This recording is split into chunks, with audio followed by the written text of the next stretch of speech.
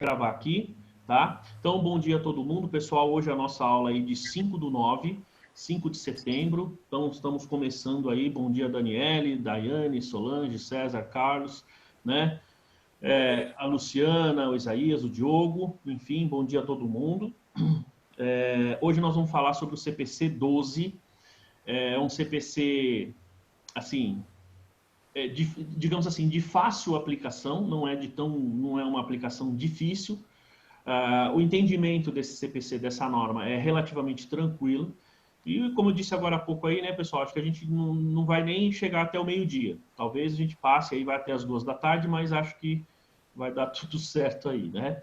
Eu acho que a gente termina até um pouquinho antes. Por conta da complexidade e da quantidade aí de material que a gente tem, tá?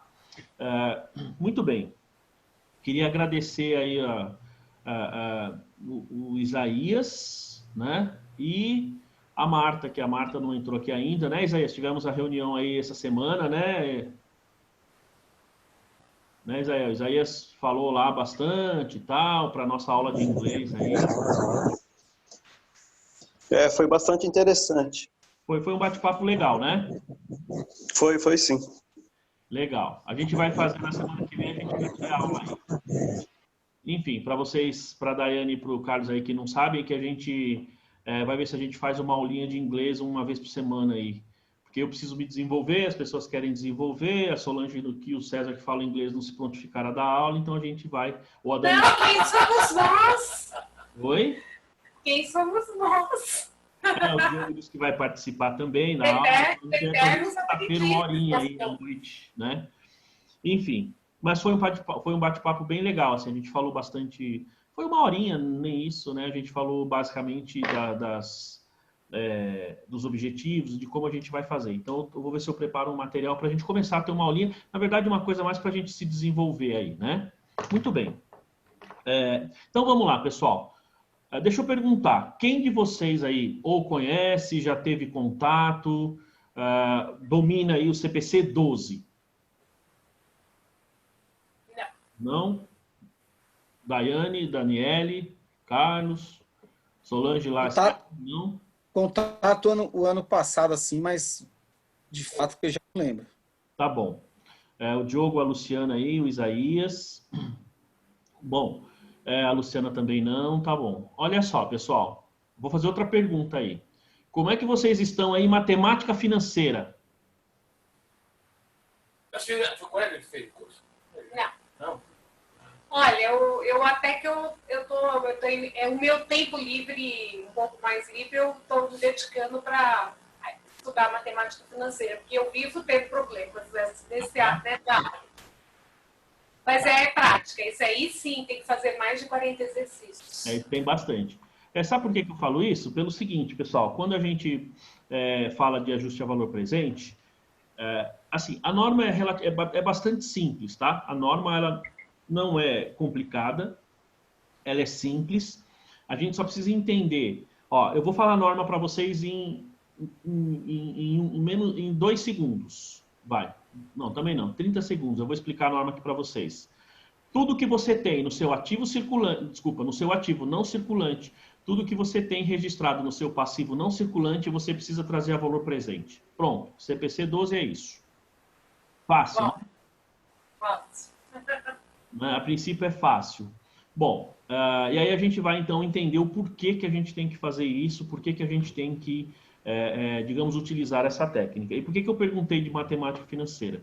E aí, se vocês quiserem, eu posso passar uma lista de exercícios para vocês, porque quando eu falo dessa norma, a gente está falando de, digamos assim, de trazer a valor presente, cálculos, você precisa fazer cálculo financeiro, né?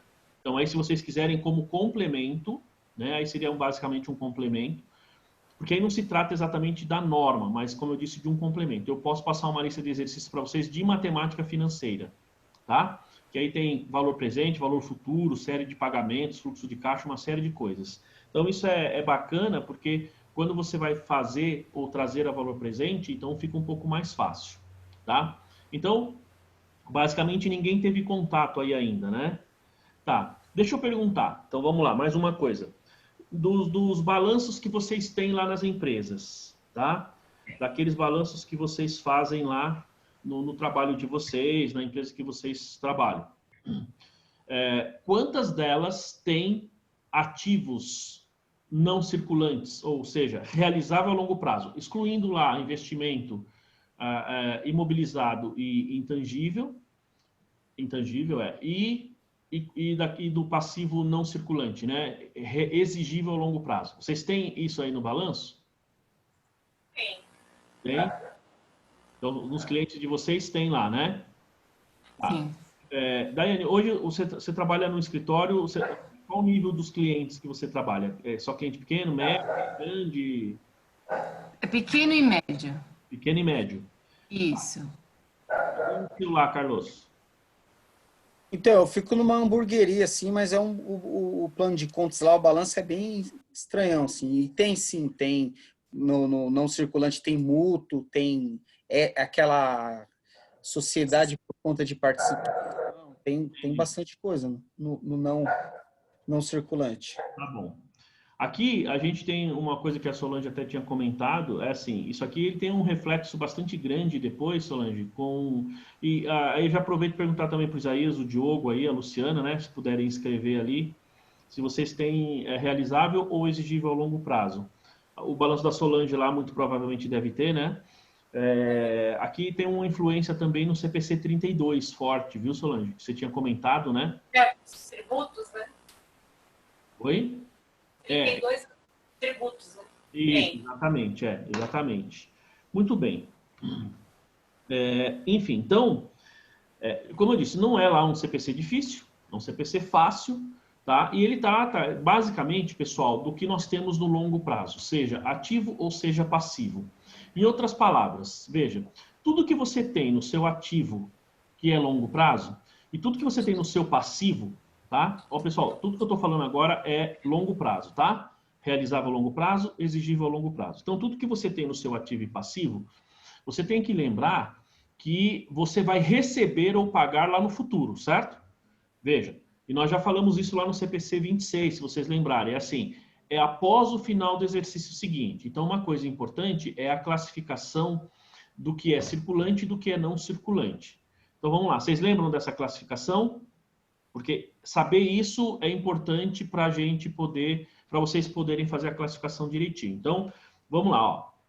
O CPC 26, ele diz assim, o que é um ativo circulante? Então, são bens e direitos que serão, isso é o conceito da lei, mas é praticamente igual ao do CPC 26. Ele fala assim, são os ativos que serão realizados durante o curso do exercício social subsequente, ou até 12 meses da data do balanço, né? O CPC 26, ele usa essa expressão. Então, é 12 meses da data de reporte que ele fala. Então, lembram que nós tivemos uma discussão, e essa ainda foi presencial lá na sala lá de treinamento, qual é a nossa data de reporte? Eu conto 12 meses de circulante ou chego até 24 meses?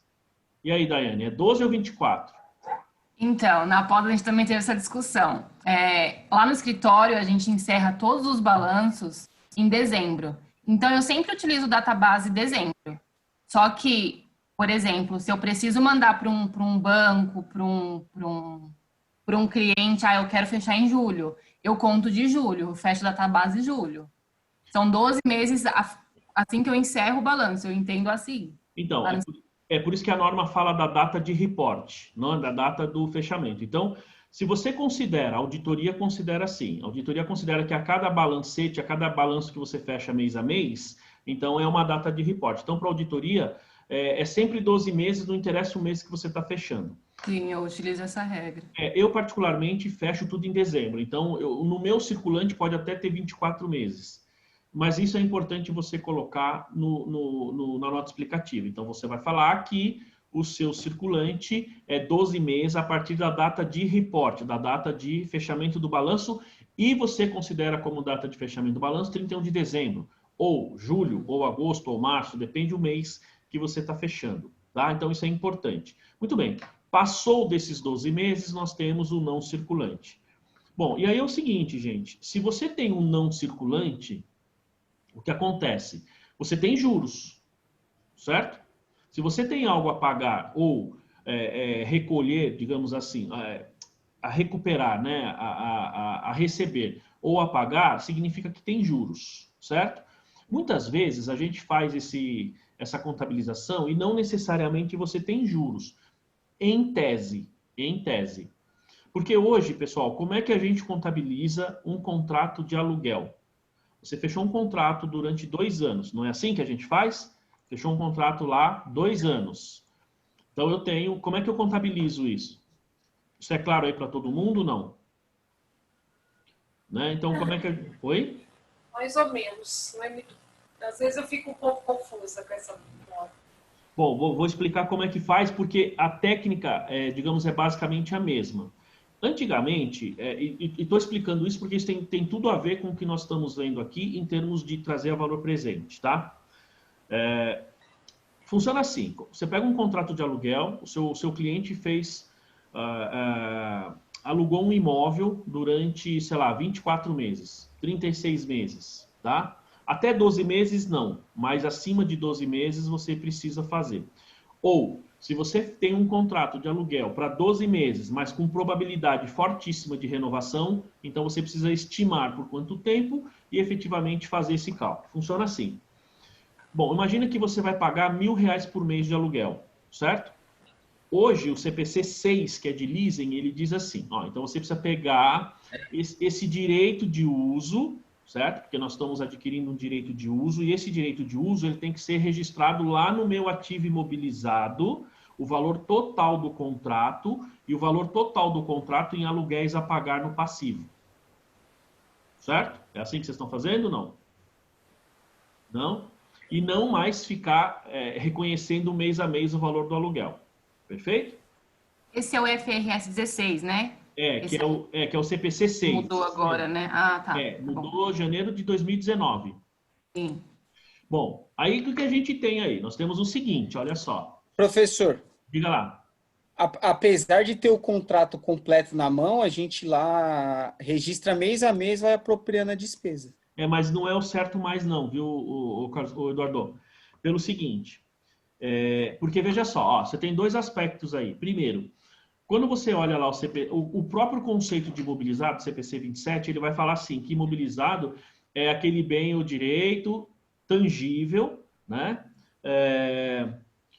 Que você vai usar por mais de um período, tal. E aí, no último item, ele fala assim, ou direito de uso de ativos tangíveis. Então, por exemplo, embora o direito ele seja intangível, mas ele é um direito relacionado a algo tangível. Então, você vai lançar isso no imobilizado. Então, você tem o direito de usar o imóvel porque você está alugando esse imóvel, certo? E aí, qual a relação que nós temos desse contrato, dessa forma de registro, com o que nós temos aqui no CPC 12? Funciona assim.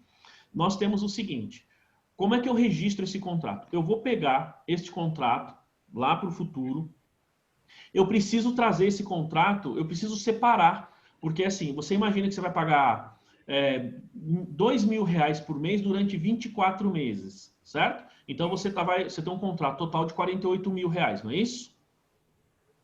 Pergunto, tem juros aí nesse contrato ou não? Você tem R$2.000 por mês, vai pagar 2 anos, 24 meses. Significa que o valor total do nosso contrato é R$48.000. São R$2.000 fixos. Sem juros. Atualização, né? Anual. Tem atualização, mas juros... Para facilitar o nosso exemplo, sem atualização, para facilitar o exemplo. Não tem juros. Não tem juros. Tem juros, sim, tem embutido. Tem ou não? Eu acho que não. Tem. O César tem razão, está embutido. Sabe por quê? Pega esse contrato e negocia ele com o dono do imóvel e fala assim, eu vou te pagar à vista. Então, se você for pagar ele à vista, eu pergunto, você vai pagar R$2.000 por mês? Você vai pagar à vista 48.000 ou ele vai te dar um desconto? Vai te dar um desconto. Então, tem juros. Percebe? É calculado dentro do valor, sim. Exato. É como o César falou, tem juros lá, ele está embutido. Quanto de juros? Não sei. Eu não sei, não dá para saber. O problema, neste caso, é que para trazer a valor presente, ou eu preciso separar a parte que é o valor do aluguel e a parte que é os juros. Então, há uma dificuldade em fazer isso, que nós discutimos, né? Deixa eu ver qual CPC que foi. quando a gente falou do impairment, o CPC 01, não é? A gente falou bastante da taxa. Que taxa eu uso para trazer a valor presente? Então, a gente tem essa mesma dificuldade aqui nesse CPC. Então, que taxa de juros eu tenho num contrato? Bom, por que isso? De novo, qual a relação que nós temos desta norma com esse procedimento do aluguel? Porque ali tem juros e eu preciso trazer a valor presente. E sempre que você traz a valor presente, lembre-se que a gente precisa ter um balanço que corresponda à realidade. Então, se eu fosse quitar, fechar a minha empresa hoje, quanto eu tenho total de ativos ou passivos? Né? Isso aí, Diogo. O Diogo está perguntando se essa é a contabilização, se a empresa estiver alugando um imóvel. Perfeito, é isso mesmo. Tá? Você vai ter que lançar, uma parte vai ser despesa de aluguel, uma parte vai ser despesa financeira, que é juros, e o aluguel a pagar. Mas assim, não despesa... E aí, esse valor que está no ativo vai funcionar como se fosse uma depreciação. Mês a mês você vai lançando para despesa. Tá? Você vai amortizando esse contrato. Então, hoje, esse é o processo. Tá? Tudo bem, pessoal? Beleza. Então, assim, quando você traz a valor presente, a ideia é que você mostre um balanço com os valores hoje. Porque se eu for fechar o meu balanço hoje, quanto eu teria efetivamente de ativos e passivos a pagar ou a receber? Certo? Então, vamos lá. Só estou fazendo aí uma introdução da norma, tá? Outro ponto que nós temos importante é assim, se vocês olharem o CPC 26, que nós vimos lá atrás, foi o primeiro que nós vimos, quando ele fala assim, que o balanço, ele precisa considerar essa questão do circulante e não circulante, lá como 12 meses, após a data do balanço, não é isso? Ele fala assim, e a apresentação da minha demonstração financeira, ela é feita a cada 12 meses, no mínimo a cada 12 meses. Lembram disso? Muito bem. Agora eu pergunto, a norma lá diz o seguinte, tá, e se eu apresentar o balanço em um período superior a 12 meses? Eu posso fazer isso? Digamos que o meu exercício, ele não é 12 meses, é 13, 14, 15 meses. Pode acontecer isso, não? Pode as empresas de agropecuária, né, que a safra estende, né? Isso. Então você pode. Pode fazer categoria. Né? O que acontece? Se você tem, por exemplo, principalmente em empresa de agronegócio, se a sua safra é 12 meses, ou o seu ciclo é 13 meses, 15, sei lá, então o seu balanço vai ser um período diferenciado, certo? E o que a gente tem que fazer? A gente tem que divulgar isso aí, tá bom? Agora, pensa num período menor, tá? Pensa num período menor.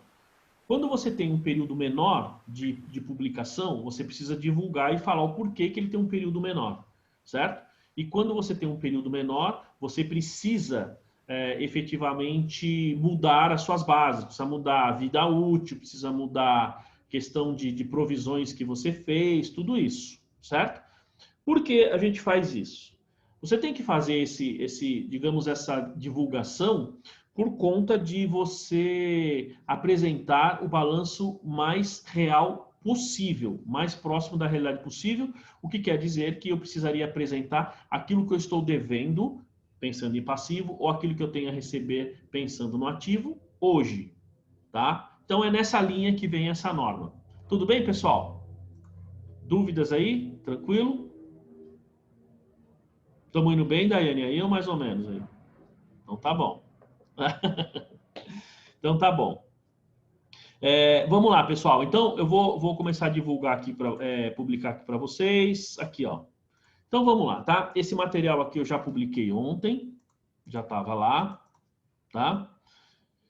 E vamos lá, olha só. Então, quais são aqui os objetivos da norma aqui, ó? Vamos lá, deixa eu... Que a gente tem o seguinte, ó. Então, o objetivo desse CPC 12, então, ó, veja, é estabelecer requisitos básicos, ele usa requisitos básicos, hein? A serem observados quando da apuração do ajuste a valor presente de elementos do ativo e passivo. Coisa importante, nós estamos falando de ativo e passivo. Ó, quando da elaboração das demonstrações contábeis, tá? Ó, dirimindo algumas questões controversas advindas de tal procedimento. Então, ou seja, pessoal, como o próprio CPC aqui fala, então você tem algumas questões aí que são que as pessoas questionam, você tem alguns questionamentos aí, tá? Então, vamos lá, ó. Bom, primeiro, se a adoção do ajuste de valor presente é aplicável tão somente a fluxo de caixa contratado, ou se porventura seria aplicada também a fluxo de caixa estimado ou esperado. Então aqui a gente tem um ponto que é assim. Qual a diferença, pessoal, entre fluxo de caixa contratado ou fluxo de caixa estimado? A gente tem um ponto que vai falar sobre isso, mas vocês saberiam a diferença aí? Fluxo de caixa estimado e fluxo de caixa esperado. Alguém sabe? Alguém quer chutar aí? Você tá séria hoje, hein, Daniele? Tá tudo bem aí? Tá cansada? Tá tudo bem? O fluxo de caixa contratado é aquilo que já está determinado, já tem tá ajustado entre as partes. E o estimado é que se espera, né? Ainda não foi definido. Eu acho que é isso, não sei. Tá, mas dá um exemplo prático aí. Por exemplo, você tem um contrato lá com o fornecedor, já está definido. Então vamos lá, vamos pensar no passivo, vou complementar o seu exemplo. Fornecedor, empréstimo, financiamento. Veja, isso você já tem um valor contratado, você já sabe que vai ter que desembolsar esses recursos. Então esses recursos são fluxo de caixa esperado. Certo? Esse é o esperado? Porque você já sabe, você espera... já está contratado, é que o termo lá era contratado, né? Isso, deixa só o termo que ele usa aqui. Que eu fiquei em dúvida agora, do que eu li. Ele fala... Caixa contratado. Caixa contratado, isso. E o outro é o fluxo de caixa estimado ou esperado. Por exemplo, tem muito lá na minha empresa... Em uma palavra. Algum crédito que a gente tem para receber de judicial. Provisão. A provisão? Então não é o que eu imaginava. Entende? Por exemplo, uma provisão, ela cai nesse fluxo de caixa. Por quê? Porque é uma estimativa. Eu não sabia. Entendeu? Sim. Então, essa é basicamente a diferença. Você ia falar do caso de um processo que vocês têm, né? Como é que é esse? Porque tem muito, assim, processo, por exemplo, de crédito que está lá caminhando para ser transitado em julgado e a gente já contabiliza. Então, porque aí você já tem aquela questão de já ser provável, CPC 25, né? Ele já é provável, você já tem uma estimativa firme de valor e mais ou menos uma de data, então você já registra, correto? CPC 25. Mas não é isso que se refere, então, esse... Não, então, isso não deixa de ser uma provisão, viu, Solange? Isso é uma provisão. Tá então, bom. isso seria, esse exemplo que você ia dar também está correto. Por quê? Porque não deixa de ser uma provisão. Está correto o raciocínio. Tá bom? Então, essa é a diferença entre os dois. Porque quando a gente pensa aqui... Então, por que é uma questão controversa? Porque, por exemplo, uma provisão é uma estimativa para o futuro, correto? Agora, quanto que eu pagaria nessa provisão hoje? É difícil saber isso. Então, tem gente que questiona isso. Tá? Então, esse é um ponto. Vamos lá. Depois ele fala aqui, ó. B. Opa. Ó. Em que situações é requerida a adoção do ajuste a valor presente de ativos e passivos? Se no momento do registro inicial, se na mudança da base de avaliação ou em se ambos os momentos. Bom, então aqui, esse aqui é um ponto... Esse ponto, para mim particularmente, claro, lendo a norma, é relativamente claro. Então a gente vai ter um ponto que a gente vai tratar sobre isso. Outra coisa, ó, se passivos não contratuais... Então, aí a gente cai nesse ponto aqui, nesse item C, são as provisões, tá? São os itens lá de provisão, ó. Se passivos não contratuais, como aqueles decorrentes de obrigação não formalizadas ou legais, né? Aqui tem o surgimento do passivo, são alcançadas pelo ajuste a valor presente no CPC 12, tá? Outra coisa, e isso aqui realmente é um problema, porque um dos pontos que a gente tem, como nós discutimos lá no custo de empréstimo, não, no impairment, né? Quando você vai fazer o seu valor em uso, é a taxa. Que taxa utilizar? Isso aqui é um problema. Por exemplo, quem fez aí, provavelmente a Daiane fez após lá na FECAP, muito provavelmente você deve ter tido uma disciplina de análise de investimentos. Muito provavelmente. Tive com outro nome, não me lembro dessa matéria. Que normalmente o conteúdo da disciplina é você pegar lá um fluxo de caixa, 4, 5 anos, ver o VPL, ver a TIR, Isso a gente tem muitas vezes... Sim, tive. Tô lembrando dessa tia agora. Então, vamos lá. Eu vou perguntar para você após, tá? Certo. Por exemplo, Se eu lembrar, respondo. quando você fez esse tipo de análise, então você tinha lá... Como que o professor passou exercícios nesse sentido? Você tinha um fluxo de caixa e como é que você ia a taxa? Ele te dava a taxa. Então, você aplicava, pegava 12C e fazia o cálculo, ou o Excel lá, não é assim? Sim. Ele já determinou a taxa, já. Uhum. Perceberam, pessoal? Esse é um problema muito sério que a gente tem, seja na graduação, seja na pós. Por quê? Porque a gente não aprende a chegar na taxa. A gente, não sei, eles chegaram a discutir esse problema da taxa, não? Não chegou não. Determinava uma... Ele dava o fluxo, ou Sim. você montava o fluxo, ele te dava a taxa e acabou, não é isso? Isso. Então, isso, pessoal, só para vocês verem, que é um problema sério quando a gente vem aqui. Então, qual taxa apropriada para desconto de um ativo ou passivo e quais os cuidados para se evitar distorções, né? Seja no cômputo seja da taxa, do que a gente vai considerar, ou seja, para que você não tenha viés nessa taxa, tá? Qual o método de alocação aqui do desconto, né? Dos juros? Qual é o melhor? Enfim, tem mais de um, né? E se o ajuste a valor presente deve ser efetivado líquido de efeitos fiscais. Então, esses itens aqui, pessoal, vocês vão ver que a gente tem, para cada um deles, a gente tem um tópico ali, especificamente, tá? Uma dessas coisas aqui, o que eu acho mais complexo, assim, é a taxa, tá? Evidentemente, a gente vai ter aí algumas coisas, nós vamos discutir, mas a gente tem alguns procedimentos que nós falamos também lá no valor em uso, mas, via de regra, eu acho que o que pega mais é a taxa. O restante dos itens são relativamente fáceis, tá? Enfim, tudo bem até aí, pessoal? Dúvidas até aí? Suave? Muito bem. Então, tamo junto, hein?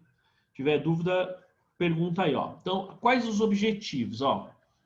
Bom, então, ó, a utilização da informação com base no valor presente, o que ele permite para o gestor da empresa, para o controller, para o contador, para o CEO, pelo CFO, enfim. Ó, a correção de julgamentos acerca de eventos passados já registrados.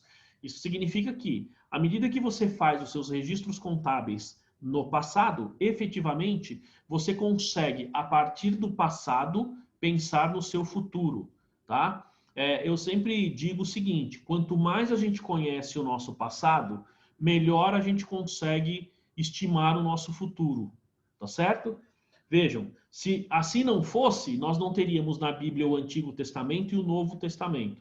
Porque a partir do momento que você tem o Antigo Testamento, que muitos aí dizem que é somente livro de história, para muitos é somente, é só um livro de história, mas é a partir da nossa história que a gente consegue medir o nosso futuro. Então, isso é algo importante quando a gente enxerga aqui, né? A norma, ó. Então, correção de julgamento acerca do passado.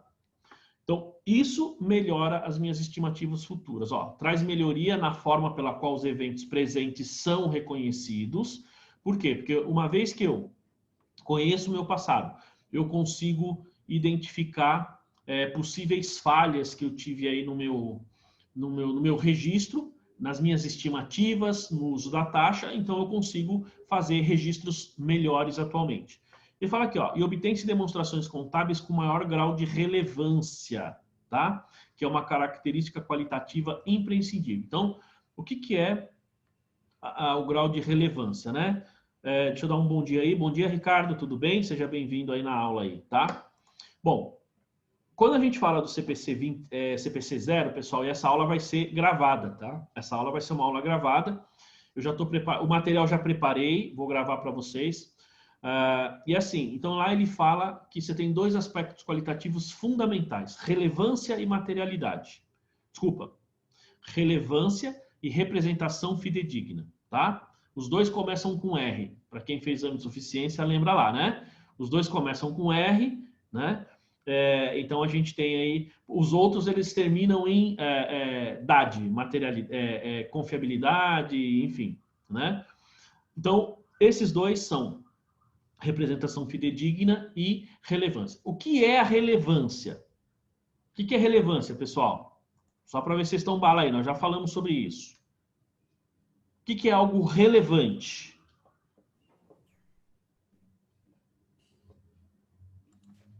Eduardo, por que você decidiu fazer esse curso comigo? Porque ele é importante.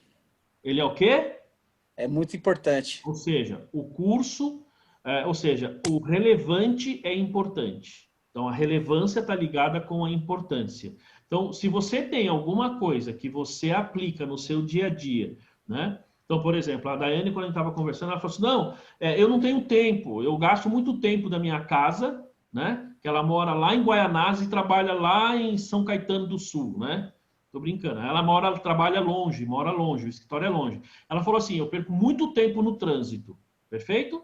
Então, ganhar tempo no trânsito é importante, não é importante? Ou seja, é relevante. Então, relevante é algo importante. Então, quando a gente vem falar aqui de, olha só, obtém-se demonstrações com maior grau de relevância, significa que nós estamos falando de algo mais importante, algo que realmente faz diferença. Então, a relevância são aqueles itens que fazem diferença na sua tomada de decisão. Se você, para tomar decisão, leva em consideração aquele fator, é porque aquele fator é relevante para você, tá? E os balanços aqui, quando a gente usa, digamos, o aspecto aqui de ajuste a valor presente, tem essa finalidade. Então, veja que aqui ele fala, ó, a gente deve se atentar aqui, ó, confiabilidade, tá? Então, a confiabilidade é outro negócio importante.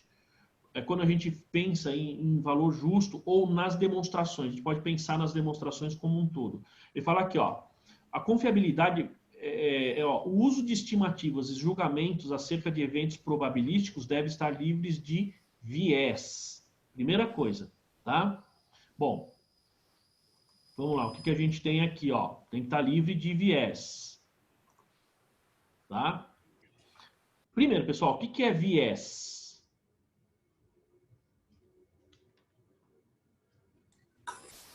Viés é um ponto de vista que já está contaminado com uma ideia já pré-determinada. Você não analisa de uma forma imparcial. É uma tendência, né? É uma tendência, ou seja, você é tendencioso, né? Bom dia, Marta. Então, quando você tem aí uma... Bom dia. Quando você tem aí uma... vou dar um exemplo político aqui, tá? A Globo, ela não gosta do Bolsonaro, certo? Então, quem é bolsonarista vai falar assim, não, a Globo lixo, vai falar mal da Globo, tal, não sei o quê. Eu, particularmente, não gosto, mas as pessoas vão falar, não, a Globo não gosta do Bolsonaro. Por que não gosta? Ah, porque simplesmente ela é tendenciosa, não é assim que fala a Folha, né? O próprio governo fala isso. Muito bem. Vejam, claro, e aqui não estou fazendo julgamento, tá, pessoal? Só estou usando como exemplo. Numa situação desse tipo, o que acontece? É comum esse tipo de... claro que também, por exemplo, quem falava mal do PT, quem é anti-PT, também tem a mesma característica. A gente percebe isso mais na política, mais fortemente na política, que é a questão do viés. Porque se você não gosta de determinado político, determinado partido, quando você fala, o cara pode ter feito o melhor projeto do país, você vai achar que é ruim. Não é assim? Então, se, por exemplo, o Bolsonaro faz alguma coisa que é boa, com certeza o PT vai achar ruim. Se o PT faz alguma coisa que é boa, com certeza o partido, o Bolsonaro, vamos falar aí porque ele está sem partido, ele vai achar ruim. Por quê? Porque você tem um viés. E claro que aqui eu estou dando um exemplo de viés político, tá? A gente pode levar o viés para a questão religiosa. Também acontece? Acontece, lógico, né? Então, se você falar assim, puxa, eu sou evangélico, eu não gosto de imagens. Se você falar isso para um católico, ele vai ficar bravo comigo. Não, porque a imagem é importante, tem os santos. Isso são viés, ou seja, é o que um acha, o que o outro acha. Então, são as tendências. Claro que são pontos de vista, como a Solange falou. Então, sempre quando a pessoa já tem determinado ponto já na sua mente, na hora que ela vai entrar em determinado assunto, ela já vai com aquele viés. A gente usa muito essa palavra quando a gente vai falar da taxa de juros. Então, o Banco Central definiu a Selic com viés de baixa. Não sei se vocês já viram essa expressão, né? Por que com viés de baixa? Porque ele já tem a tendência, né? Ele já tem a tendência de, na próxima reunião, baixar aquela taxa de juros. Então, veja, é como a Solange falou, você já tem a tendência, você já tem algo mais ou menos pré-determinado. Claro que eu estou dando exemplos aqui político, religioso, enfim, sem julgamento de valor, mas isso acontece no nosso dia a dia. E também na demonstração contábil, tá? Nas demonstrações acontecem mais do que do que deveria, tá? Enfim. Outra coisa, vai falar aqui, ó, as premissas, os cálculos levados a efeito e os modelos de precificação utilizados devem ser passíveis de verificação por terceiros independentes. Então, quando você faz esse tipo de cálculo, ou quando você gera a sua demonstração, você sempre tem julgamento. Então, você precisa fazer estimativas, julgamento, e ele tem que estar livre de viés. Beleza, ótimo. Outra coisa, além de estar livre de viés, as premissas que você utiliza, cálculo, né? Os modelos que você usa aquele usa modelo de precificação, ele tem que ter, via de regra, devem ser modelos usuais. Por exemplo, se eu vou medir aqui a taxa de juros, nós já falamos sobre isso quando a gente falou lá do impairment. Qual é, digamos assim, a melhor maneira de eu definir a taxa de juros de um determinado processo? Qual a melhor maneira, na opinião de vocês? Aquela IGPM lá, essas taxas que são divulgadas na Receita, essas coisas? Você acha que essa é a melhor taxa para você utilizar? Melhor maneira para você trazer a valor presente? Fala, Solange e César. Taxa de mercado, né? Então, mas qual a taxa de mercado? Oficial, né? Oi? Taxa de juros oficial. Taxa de juros oficial. Mas vamos lá, pessoal, nós já discutimos, vocês já falaram uma outra aí um dia. Selic. Selic? A Selic é a última opção. Se você não tem mais opção nenhuma, você usa a Selic, né? Fora isso, nós temos que usar o WACC. Muita gente chama de WACC.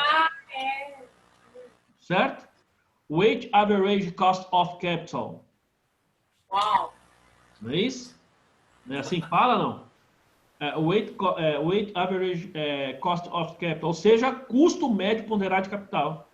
E como é que a gente chega no WACC, no custo médio ponderado de capital? A gente vai ter que calcular o CAPM para depois chegar no WACC, né? Que são técnicas, vejam. Por quê? Porque essas técnicas de chegar na taxa, ela é uma técnica confiável, é uma técnica que o mercado utiliza, e aí a gente cai exatamente nesse ponto aqui. Qualquer terceiro, primeiro, é um modelo, vamos chamar assim, de precificação aceito, utilizado, e é passível de verificação. Então, vamos supor que essa empresa vai ser auditada depois, ela vai ser vendida ou qualquer coisa do tipo, você consegue, então, verificar esse critério. Isso é importante porque esse procedimento aqui do CPC 12, pessoal, ele tem que ser confiável. Porque se ele não for confiável, o que vai acontecer? Você está fazendo um cálculo, trazendo a valor presente, e em algumas situações, gente, os valores que estão no longo prazo, eles são altíssimos. E a hora que você traz ele a valor presente, ele vai ter um impacto enorme na sua demonstração, certo? Porque você vai ter que fazer um ajuste ali. E aí você tem um impacto enorme ali e, consequentemente, se você cometer um erro ou cometer viés, né? Ou seja, você já faz essa contabilização, eu quero fazer para pagar mais imposto, para pagar menos imposto. É lógico que o valor presente, o efeito dele no imposto de renda para lucro real é nulo, porque você vai ter que adicionar ou excluir. Você vai ter que fazer adição e exclusão, tá? Mas o efeito lá para distribuição de lucro, por exemplo, é um efeito enorme. Então precisa tomar um pouco de cuidado. Por isso que ele fala aqui a questão da credibilidade, da confiabilidade, ok? Muito bem. Caminhando aqui, ó. Então, ó, este pronunciamento, então veja que aqui ele fala, ó, trata, aqui é o alcance, né, até onde essa norma vai. Trata essencialmente de questões de mensuração, tá? Mensuração. Não alcançando com detalhes questões de reconhecimento. Então, são duas coisas, pessoal, mensuração e reconhecimento. Aqui ele fala do reconhecimento. Deixa eu ver aqui, ó, o próximo, aqui ele não fala, mas quando você vai ler o CPC, lá o slide não, o CPC como um todo, a própria norma, ele dá um parágrafo enorme dando o conceito de reconhecimento. Ó, a dimensão contábil do reconhecimento, então, envolve a decisão de quando registrar, ao passo que a dimensão contábil da mensuração envolve a decisão por quanto registrar.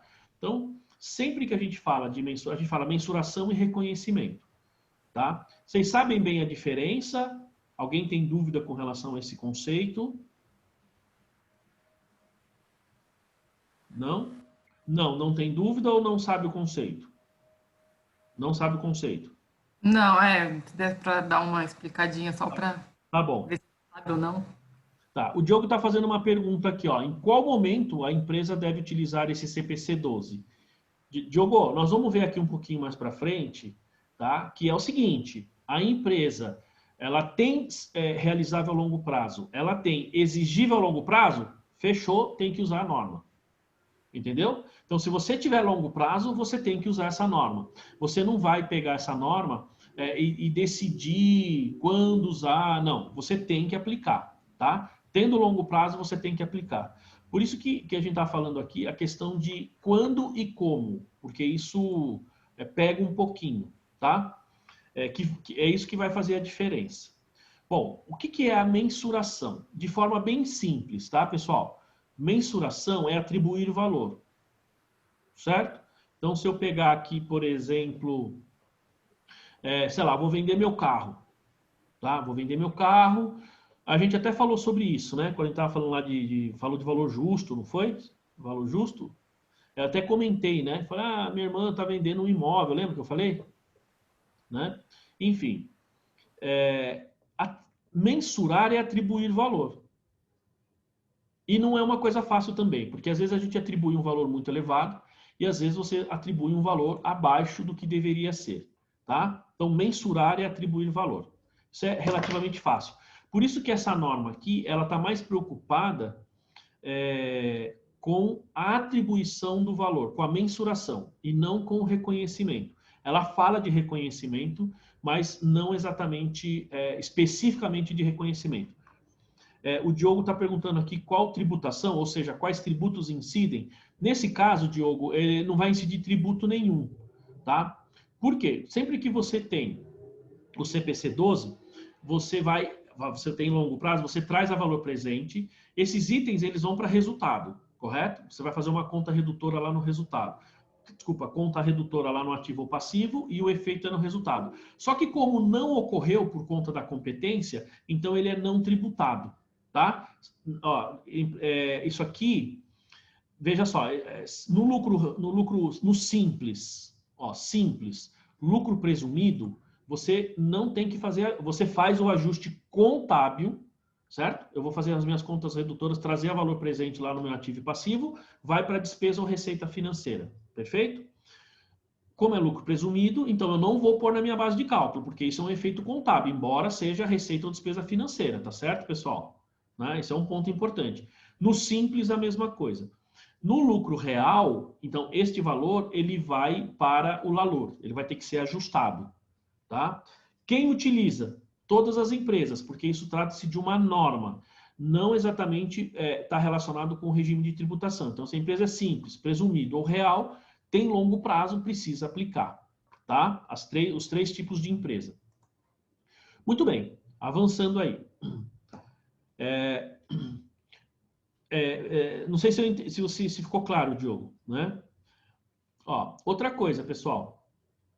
Quando ele fala de reconhecimento, tá? Legal. O reconhecimento é o seguinte. Vou perguntar. Em que momento... Agora vou... Em que momento a gente reconhece a receita? Essa é boa, né? Regime de competência, né? Tá, mas em que momento você deve reconhecer uma receita? Quando o benefício do uso né, já passa para o terceiro, né? Tem aquela... Ué, não é da emissão da nota? Não, não é. Não é, Marta? É pegadinha. Vamos lá, vou mudar minha pergunta. Quando que eu devo reconhecer uma mercadoria quando eu compro para o meu estoque?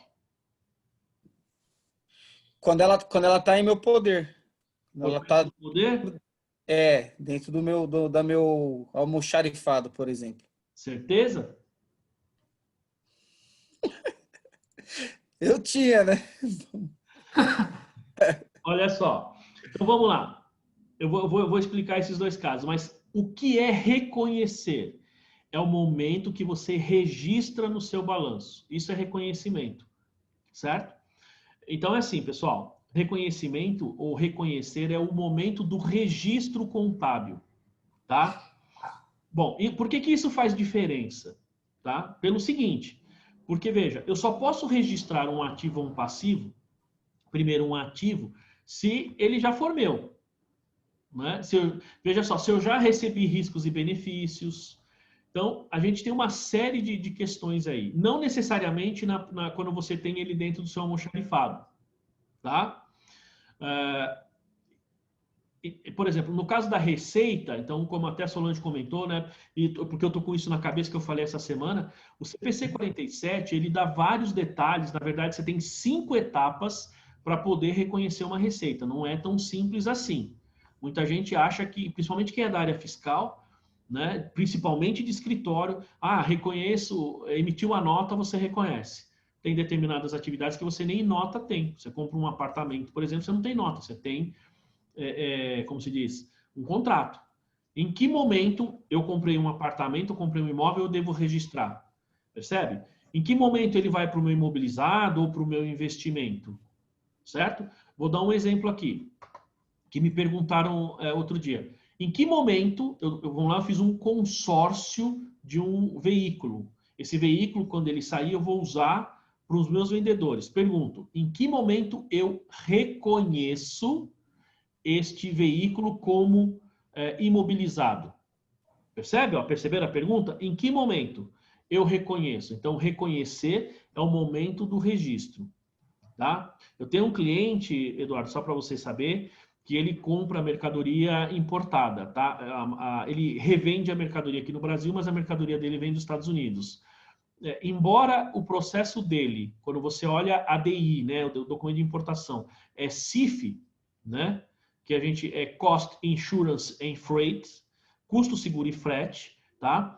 Ele usa uma metodologia que chama, se eu não me engano, Xworks, tá? EXW, acho que é isso. Então, você olha na DI, tem lá EXW. O que significa isso? Ele é responsável, veja só, quando a mercadoria sai do fornecedor dele lá nos Estados Unidos, que embora seja uma empresa do grupo, quando sai do fornecedor dele lá nos Estados Unidos, ele já assume todo o risco e benefício. Então, veja, mesmo antes da mercadoria chegar aqui, ele já tem que reconhecer no estoque. Percebe? Então, tem vários detalhes aí. Não sei se ficou clara a diferença do que é mensuração e reconhecimento. Ficou? Beleza. De forma simples, mensurar, atribuir valor. Reconhecer, registrar. Tá? Muito bem.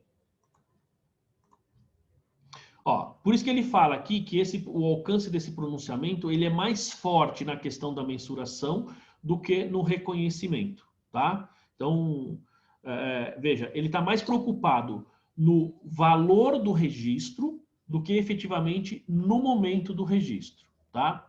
É isso que faz a diferença aqui. O presente pronunciamento determina-se que a mensuração contábil a valor presente seja aplicada no reconhecimento inicial. Então, aqui, se vocês olharem, vou voltar um pouquinho o slide aqui. Aqui, quando ele fala dos itens, por exemplo, quer ver? Deixa eu ver. Tem um daqui, se adoção, enfim, tem uma das questões que eles falam aqui. Ele fala aqui, o item B. Em que situações é requerida a adoção? Em que momento é o registro inicial? Tá vendo? Ele fala que aqui nos objetivos é dirimir essa dúvida, porque tem muita gente que tem dúvida, e aí você vem num item aqui logo no começo, tá? Na questão do alcance, que ele está na introdução da norma. Aliás, só fazer um comentário aqui, né, pessoal, para a Daiane e para o Eduardo, que é o seguinte.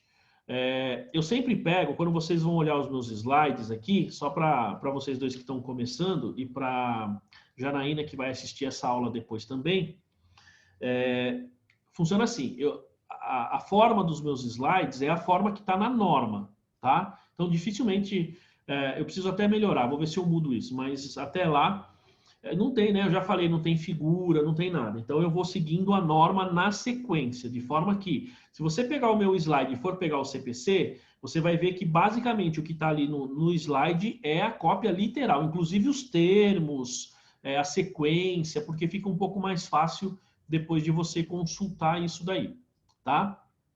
Só para vocês entenderem.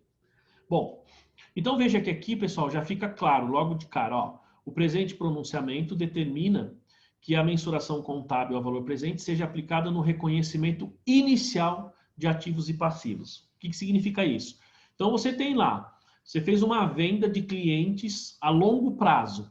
Então, eu fiz a venda hoje, certo? Fiz a venda hoje aqui, vamos pegar ontem, 4/9, fiz uma venda que o cara vai me pagar isso em 24 meses. Ou seja, parte dessa 24, não vamos colocar em 36. Parte desse contas a receber é longo prazo, perfeito? Então, como é que eu vou contabilizar isso? Imaginem, a contabilização vai ser o seguinte. Vamos pensar que eu estou emitindo a nota, entreguei a mercadoria, né? Então, eu credito receita, vamos colocar lá, independentemente do valor, receita, credito receita. Uma parte dessa venda é clientes circulante. Eu preciso, claro, não estou dando valor aqui, mas a gente precisa fazer a separação. Então, receita no valor total, certo? Uma parte eu vou colocar débito de cliente no meu contas a receber circulante, uma parte eu vou colocar no meu contas a receber não circulante. É isso? Foi assim que vocês aprenderam a fazer a contabilização? Fácil, não é isso? Muito bem. Pergunto, tem juros nessa operação? De novo, tem juros embutido lá. Ainda a gente vai ver a questão da taxa, porque muitas vezes você fez uma venda em 10 parcelas de tanto, 20, 30 parcelas de tanto, mas não estou cobrando juros, mas tem juros lá embutidos sim. A gente sabe que tem. Então, o que você vai fazer? Na parte que está no circulante, você não precisa trazer a valor presente. Claro que tem uma situação que precisa, que a gente vai ver um pouquinho mais para frente. Mas nesse exemplo aqui, para simplificar, eu vou ter que pegar o que está lá registrado no meu clientes de longo prazo. O que eu vou fazer? Eu preciso trazer a valor presente. Então, eu preciso pegar aquele valor de longo prazo e falar assim, eu vou receber daqui 3 anos. Então, hoje, quanto é esse valor? Desconto, trago a valor presente, tá? Lembre-se, o valor do meu cliente continua lá. Aí eu vou colocar uma conta redutora. Então, eu credito duplicatas a receber, longo prazo, porque ela vai ser um ajuste, e debito lá na conta redutora da receita, ajuste a valor presente. Percebem? Por quê? Minha receita líquida vai ser menor.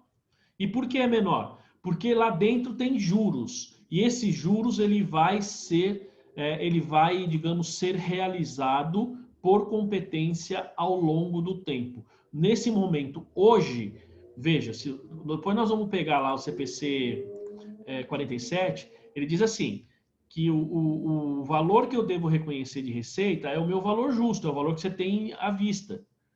Certo? Então, esse CPC ele faz esse ajuste, ele vai mexer no seu ativo, ele reduz o seu ativo. Então, embora esteja no longo prazo, ele traz como se fosse na data agora, eu usei a data de ontem, né? 4/9, e a parte da receita ele faz uma conta redutora lá, diminuindo a nossa receita líquida. Ficou claro, pessoal, esse procedimento? Professor, todo esse cálculo e esse ajuste é só na parcela do longo prazo.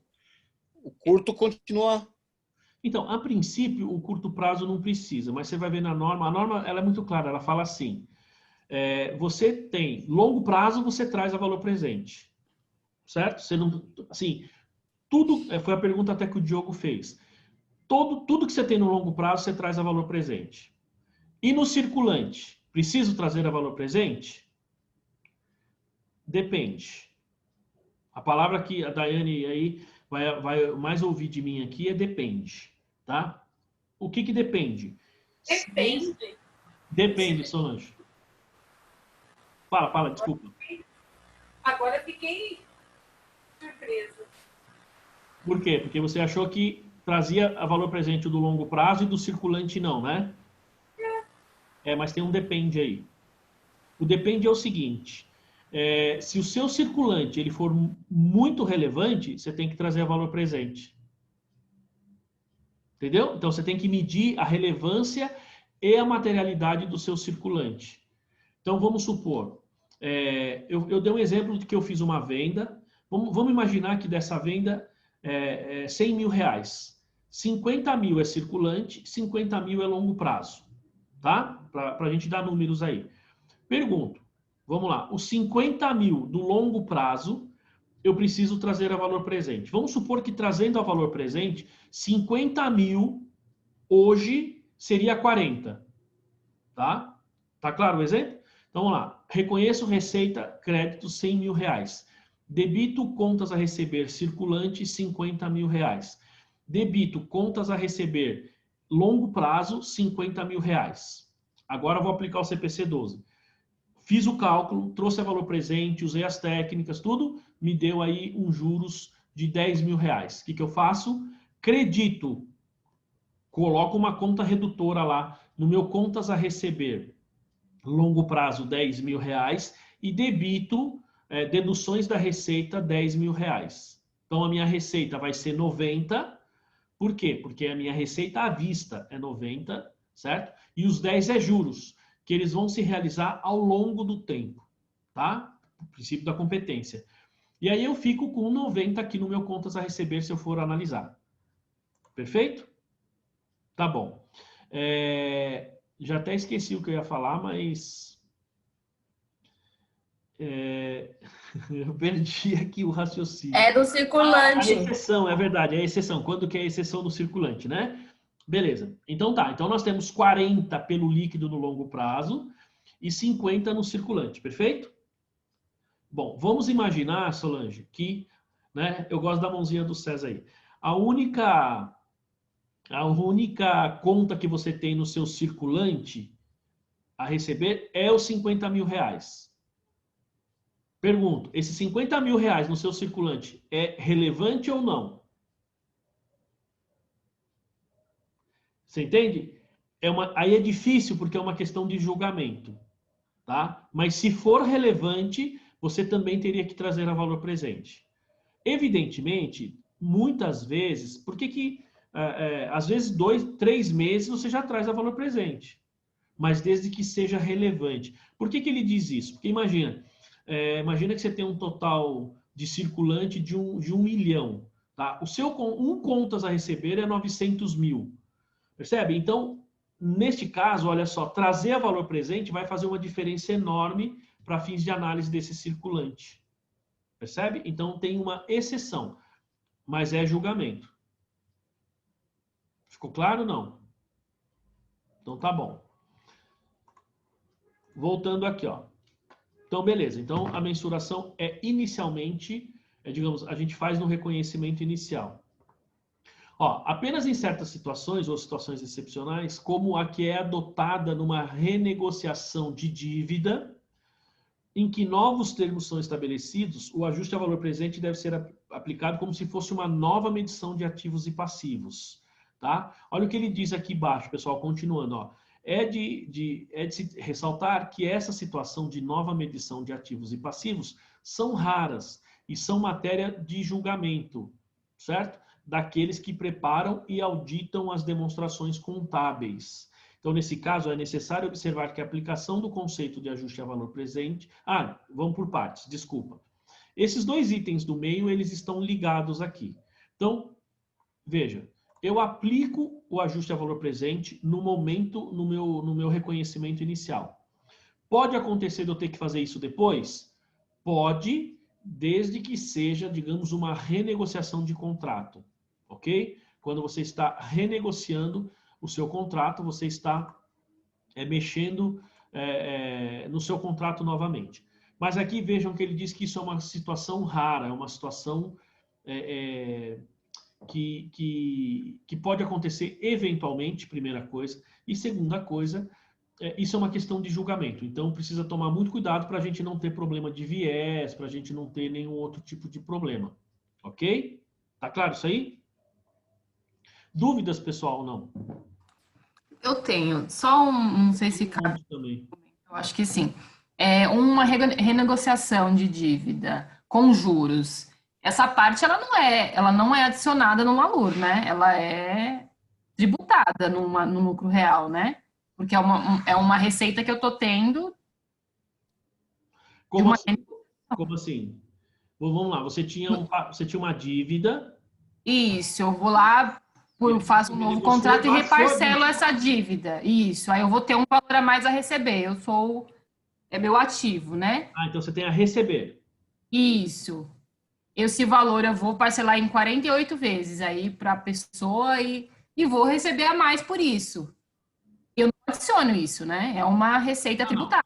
Então, é uma receita tributada, mas é uma receita tributada no momento em que ela ocorre. Não na renegociação do contrato, por conta do princípio da competência. Ok. Então, vamos lá, funciona assim. Ó. Imagina que você tem lá 100 mil reais para receber de uma pessoa, e essa pessoa, então, não vai te pagar, tal, você foi lá e fez uma renegociação. Ela está todo mês te pagando e você tem juros ali, certo? Então, todo mês, o que você faz?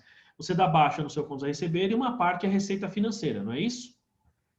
Isso, mas esse juros eu já sei que eu vou receber, já é um contrato, né? Já tenho todas as parcelas. Eu reconheço, então, na competência. É isso que você está falando, né? Sim, você não pode reconhecer antes, porque a pergunta é, ele já incorreu?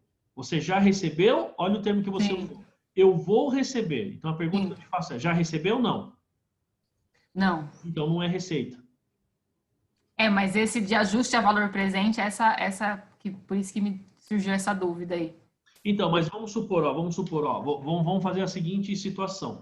Você tem um contrato com o seu cliente de 100 mil reais. Vamos lá, você renegociou o contrato com o seu cliente e nessa renegociação surgiu para você a seguinte situação. O ajuste final ficou assim. Ele vai te pagar 100 mil reais, certo? E juros de 20 mil. Perfeito? Tem duas situações. Ou ele te paga isso por mês, ou vamos imaginar, para ficar mais fácil o exemplo, ele vai te pagar daqui 2 anos direto, em uma parcela só daqui 2 anos. Certo? Então, você tem 100 mil do principal, mais 20 mil de juros. Como é que você contabiliza isso?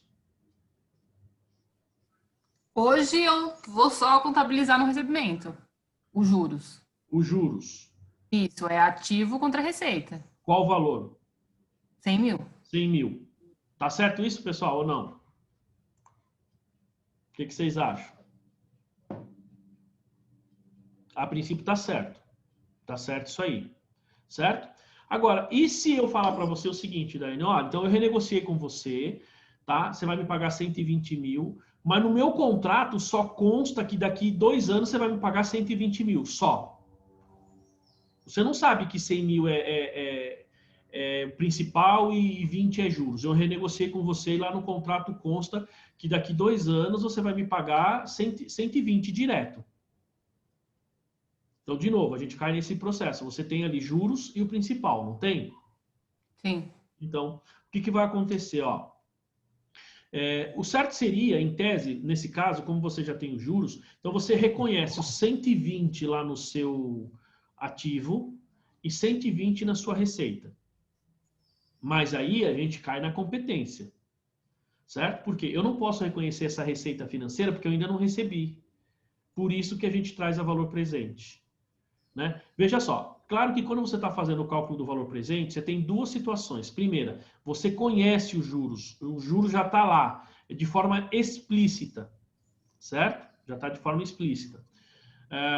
Agora, você pode ter a situação que ele está lá de forma implícita. Você não consegue enxergar os juros. Então, se você não consegue enxergar, você vai ter que fazer uma estimativa. Se você sabe, digamos assim, que o seu valor de juros é 100 mil, é 20 mil, já está no contrato e o valor é esse, então eu vou reconhecer no meu ativo 100 mil e 100 mil na minha receita. Acabou, posso fazer dessa maneira, está correto. Tá? A questão que eu pergunto é, se nesse contrato, se o cara pagasse à vista, quanto ele pagaria? 100 mil? Então é 100 mil que tem que constar. Agora, vamos imaginar que assim, você fez um contrato com ele hoje de 100 mil e ele vai ter 20 de juros. Mas se você negociasse com ele e fala assim, não, se você me pagar à vista é 90. Qual o valor que teria que estar lá no seu ativo circulante, no seu ativo não circulante? Teria que estar os 90, certo? Porque se você está dando um desconto para ele de 100 para 90, significa que você está cobrando juros aí. E aí você precisaria fazer trazer esse número. Ficou claro. Essas empresas financeiras, então, têm um tremendo trabalho para fazer, né? Em termos de atender a norma. É, mais ou menos, viu, Solange? Porque, assim, como que eles fazem, assim, toda essa... um conto a receber, imagina, vários clientes e tem que fazer... Pensa num Não banco. dá para tratar, fazer diferenciado, tem que fazer uma regra para todos, né? Sim. Para poder aplicar a norma. É só você pensar num banco. Como é que o banco faz isso? Pois é, fiquei pensando. Então, para você ver o trabalho de processamento que essas instituições têm. Porque, você imagina, o cara tem milhares de contratos de empréstimos e eles têm que trazer valor presente, isso daí. Professor, pelo que eu entendi no exemplo da Daiane, então, se o cliente estiver inadimplente, para frente é juros, mas se eu pegar aquela dívida dele e trazer a valor presente, então a dívida é menor. Então, eu estou num meio, assim, né? O cara me deve 100, mas não vai pagar, vai me pagar 120. Mas, ao mesmo tempo, se eu recebesse hoje, seria 90. Aí você precisa fazer esse procedimento aqui Porque os 20, na verdade, eu nem devo reconhecer. Por quê? Porque é juros futuros. Sim. Você já sabe, então não vou reconhecer. Agora a pergunta e se você desse um desconto para ele? Se ele pagasse à vista, vai ter desconto? Se tem, é porque tem juros embutido. Então entre o pagamento pontual e o atrasado, eu estou num gap aí de uns 30 mil. Pode acontecer, Original. Então, isso seria uma dificuldade de fazer o cálculo, da aplicação da norma. E outra é o que a Solange falou. Imagina um banco, pessoal. Imagina uma empresa financeira, o quanto ela tem que fazer em termos digamos, do ponto de vista técnico, de TI, para controlar isso. É muita coisa, a Solange tem razão. Agora, você imagina, vamos lá, você pega aí uma... Não precisa nem muito longe, né, Solange? Vamos imaginar... A Solange está dando exemplo de uma empresa financeira. Mas vamos imaginar que você faz um contrato, por exemplo, de assinatura. Olha só, você vai fazer uma assinatura de jornal ou de revista, tá? Por 36 meses. Você está assinando aí uma TV a cabo que você faz um contrato por 36 meses. Seguro. Tá certo? Então veja que você tem um monte de itens lá.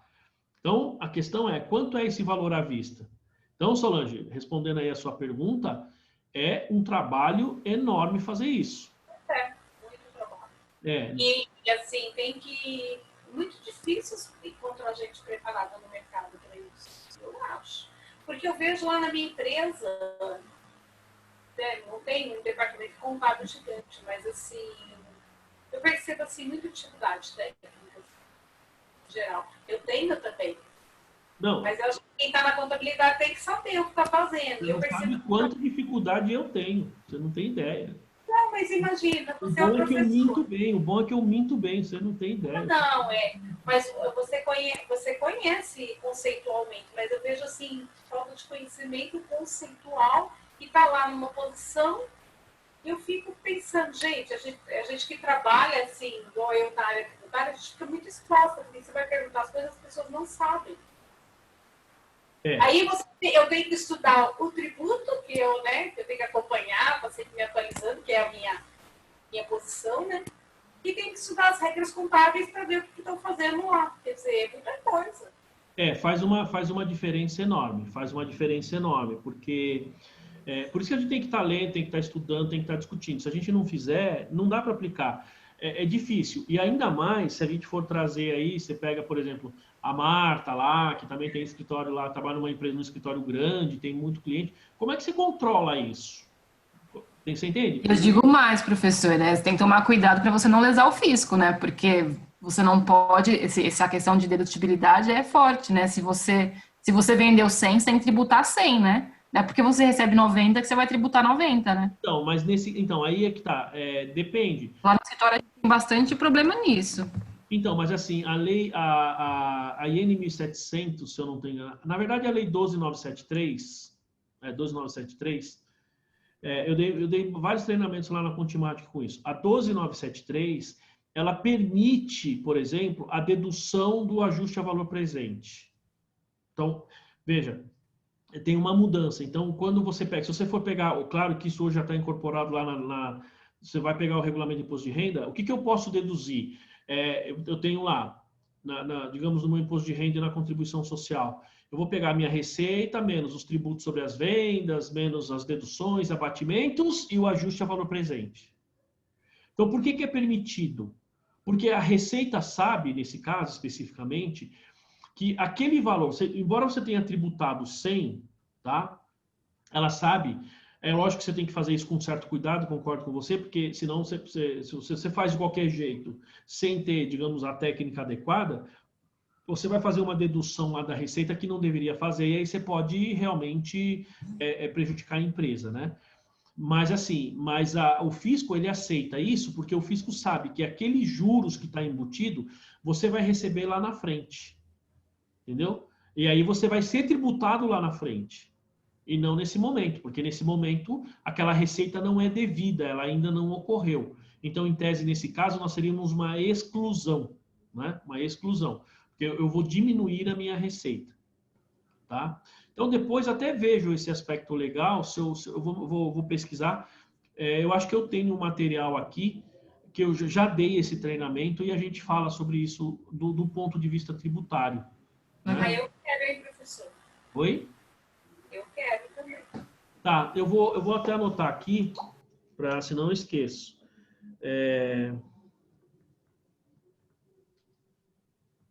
Procedimento legal do AVP, né? Professor, todo esse cálculo, essa análise, esse estudo, ele gera uma documentação e uma memória de cálculo, né? Sim, tem que ter a memória de cálculo. Tá. Porque eu entendo que quanto mais complexo e mais ajustes a gente for fazendo assim, a tendência é ter que ter o suporte para explicar, né? Depois. Sim, é o que a Solange comentou agora, Eduardo, veja só. Você tem, aliás, é Carlos Eduardo. O pessoal te chama de Eduardo ou de Carlos? Eduardo, tanto faz. Eduardo, né?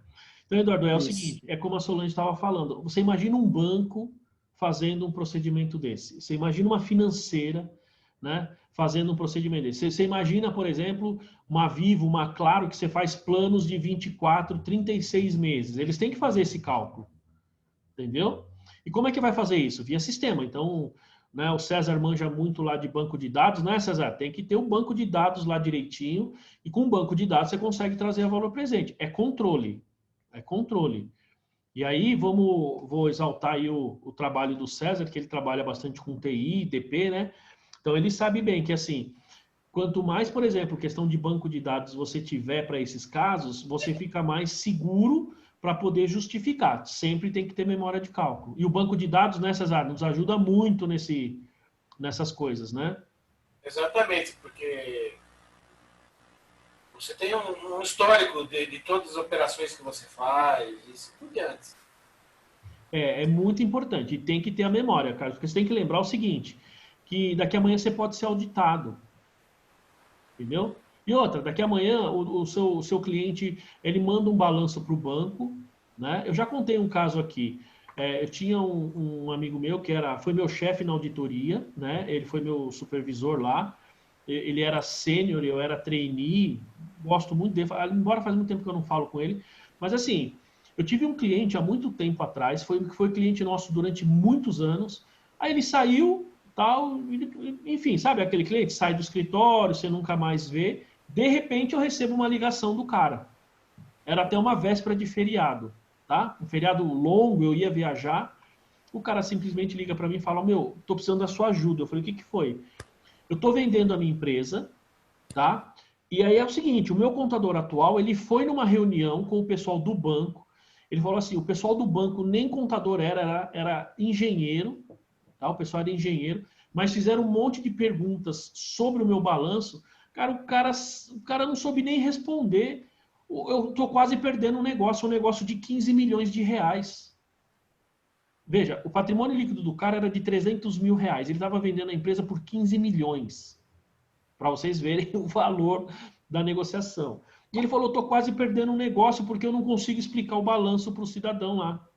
Pô, e o cara foi meu chefe, meu. Quando eu olhei lá, quando eu olhei o balanço assinado pelo cara, eu falei, quem foi na reunião? Ele falou, foi o contador aqui, o fulano. Na hora eu fiquei até quieto. Depois, quando resolveu, eu falei, não, esse cara era amigo meu, tá? Era não, era. Ou seja, e outra, o cara não tinha o conhecimento e não tinha memória de cálculo, não conseguia explicar o processo. Entendeu? Ele vai para uma reunião desse porte e ele foi despreparado. Claro, já aconteceu comigo também, mas ele foi despreparado. Chegou lá, ele não tinha memória nenhuma de cálculo, não sabia como os cálculos foram feitos. Sabe aquela coisa? Eu sou dono do escritório e o meu assistente faz e você não acompanha nada, não tem nenhum tipo de memória. Você vai para uma reunião, o cara está vendendo a empresa, o cara... Quando teve a reunião lá de novo comigo, o engenheiro ainda falou assim, pô, pelo menos agora você trouxe um cara que pelo menos de contabilidade o cara conhece, porque o outro nem traga mais, ele falou. Imagina, uma reunião num banco ali na Faria Lima, tal, um negócio chique, enfim. E aí passei o final de semana trabalhando, respondendo o questionamento do banco. Entendeu? Então você precisa ter a memória, você não tem como fugir. Ok? Eu passei por uma situação dessa, professor. É difícil, né? Só que aí foi assim, foi bem assim, na verdade eu não tinha nada a ver com a situação, eu acabei me envolvendo no problema, porque eu atendi o telefone de uma cliente na PwC, ela estava desesperada, xingando, falando que ia processar a PwC na época, e eu fiquei assim, e a mulher nem era brasileira, né? E eu fiquei assim, na verdade eu acabei, foi até bom, porque foi a oportunidade que eu tive para aparecer dentro da empresa, porque até então não era nada, né? E eu me envolvi com o problema e fui para a reunião no Rio de Janeiro com a cliente, né? E com os diretores da empresa. Um monte de gente, assim, sabe aquelas coisas assim que vai todo mundo armado para... Né? E ela xingando, falando um monte, né? Só que antes de eu ir, como eu não sabia nada desse cliente, era um cliente que não era da minha lista de clientes que eu cuidava, né? Eu era da área operacional, não era chefe nem nada. E aí eu me preparei, né, tomei ciência de toda a movimentação, toda a operação da empresa, o que ela estava relatando de problema, que não estava atendendo ela. Aí quando chegou na reunião, e aí estava lá, diretor, gerente, né, o pessoal da gestão, né, o que sabe falar, né. Ela nem olhou para a cara deles. Eles começaram a falar, ela falou, não quero saber, eu quero conversar só com ela, porque foi ela que me atendeu, que era eu, né, quero conversar só com ela. E aí eu comecei a explicar tudo que ela perguntou do balanço, eu respondi tudo. E foi uma hora, assim, só eu e ela conversando, tinha umas 10 pessoas na sala, todo mundo em silêncio, só eu e ela. E ao final, ela falou, era isso que eu esperava do slogan da PwC, um profissional como ela, e começou a falar, nossa, foi da hora. Então. E ela não continuou cliente, porque ela tinha decidido isso, mas ela também não processou a companhia. E é isso aí, você tem que saber o que você está fazendo. Mesmo que esteja errado, você tem que explicar. E assumir, ó, aqui você tem razão. Eu falei para ela, a empresa errou. Eu falei, a PwC errou, né? Mas isso tem conserto, já tem um planejamento para consertar isso. Não vai ter impacto. Eu comecei a falar assim nesses termos. Nossa, foi assim. Foi a série do Rio de Janeiro? Foi fantástico. Queria que ela fosse para o Rio de Janeiro trabalhar. Não, eu morrendo de medo de viajar de avião, porque eu tenho pavor de avião, né? Você foi? Foi. Aí eu cheguei lá, eu morrendo de medo, eu odiava, eu odeio avião, não gosto até hoje, né? E aí, quando ao final da reunião, aí o pessoal mais relaxado, ela estava bem mais calma, porque ela era muito brava. Aí ela pegou e falou assim, aí não sei o que foi o comentário, o contexto, eu falei assim, nossa, você está parecendo que está muito tensa, né, depois dessa reunião. Não, a reunião foi de menos, a reunião foi fácil, eu falei para ela. Aí ela falou, poxa, mas o que então foi difícil? Eu falei, viagem de avião, eu passei a noite acordada, aí todo mundo riu, foi muito engraçado. Então, mas foi muito legal, foi uma experiência muito legal. Então, preparo é tudo. Exato, se você não tiver não tiver controle, você tem problema. Você tem problema, né? Enfim, ainda bem, só o último comentário, ainda bem que você não veio de um voo comigo na Argentina, uma vez está voltando da Argentina, Solange. Eu não tenho muito medo de avião, mas naquele voo eu fiquei com medo. O avião foi uma gritaria geral, todo mundo gritando, berrando dentro do avião. O avião balançava, o avião ia de lado, assim, dava para perceber, porque eu estava no fundo do avião, dava para perceber que a frente do avião estava uma coisa impressionante. Impressionante. Sabe que quando a gente viaja, minha mão dói. De tudo que aperta, né? Não, ela aperta minha mão, fica apertando, vai. É complicado, complicado. Mas enfim, vamos lá. A gente tá parando 10 horas, né, pessoal? Isso. O intervalo, né? Tá bom. Então vamos lá, ó. Então, tá claro esses dois pontos, esse ponto que a gente viu aqui, pessoal?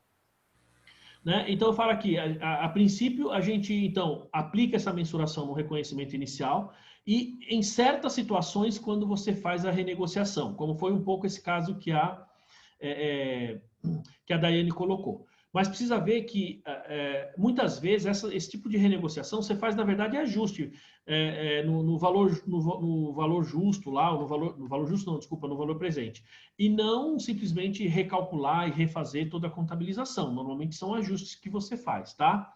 E aqui embaixo, olha só que interessante, pessoal, isso é algo fundamental, ó. É necessário observar que a aplicação do conceito de ajuste a valor presente nem sempre, e eu diria para vocês que na maioria das vezes, ele equipara o ativo ou passivo a seu valor justo. Por isso, valor presente e valor justo não são sinônimos. Valor justo é uma coisa, valor presente é outra coisa. E valor de mercado é outra coisa. Uma coisa é uma coisa, outra coisa é outra coisa. Agora você falou uma coisa que me interessa. Valor de mercado não é valor justo? Não. Eu tô perdida. Eu não sei mais por onde, que caminho que eu sigo. Na verdade, eu só complico, né, Solange? Fala aí. Não, eu tô com uma situação lá, não sei o que fazer, professor. Precisa mandar logo o seu orçamento lá para a empresa. Mando. Terça-feira eu já mando, sem falta. Eu vou preparar esse fim de semana, mando. Tá? E aí ele aprovando, aí eu já posso conversar com você os assuntos que eu preciso. Porque eu não sei para quem tirar dúvida, entendeu? Tá. Funciona assim. Qual que é a diferença? Vocês sabem a diferença, pessoal? Valor Professor, justo, valor de mercado, valor presente.